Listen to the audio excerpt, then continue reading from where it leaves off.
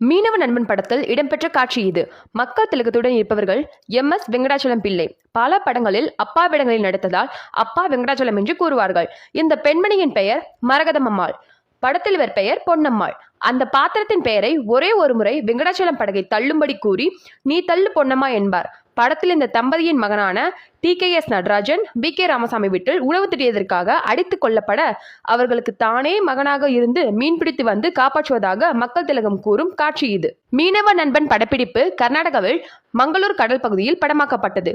மக்கள் திலகம் எப்போதுமே அடுத்தவர்களின் நலனில் அக்கறை கொண்டவர். ஒரு நாள் படப்பிடிப்பு இடைவேளையில் துணை நடிகர்கள் தங்கியிருக்கும் இடத்தை பார்வையிட்டு வசதிகள் எல்லாம் நன்றாக இருக்கிறதா என்று கேட்டார். அப்போது மக்கள் திலகத்திடம், நீங்கள் தங்கியிருக்கும் இடத்தில் மீன் எல்லாம் கிடைக்கிறதா என்று மரகதம் அம்மாள் கேட்டுவிட்டார். மக்கள் திலகத்துக்கா புரியாது, இன்று இரவு கொஞ்சம் தாமதமாக சாப்பிடுங்கள் என்று துணை நடிகர்களிடம் கூறினார். அவர்களுக்கு உள்ளூர பயம், மக்கள் திலகம் ஏதாவது நினைத்துக் கொள்வாரோ என்று. சொன்னபடி அன்று இரவு துணை நடிகர்கள் தங்கியிருக்கும் இடத்துக்கு ஒரு காரில் இருந்து பெரிய அண்டாவை பணியாளர்கள் தூக்கி வந்து சின்னவர் கொடுக்க சொன்னார் என்று கொடுத்துவிட்டு சென்றனர். 30 பேர் சாப்பிடும் அளவுக்கு அண்டாவில் மணக்க மணக்க மீன் குழம்பு.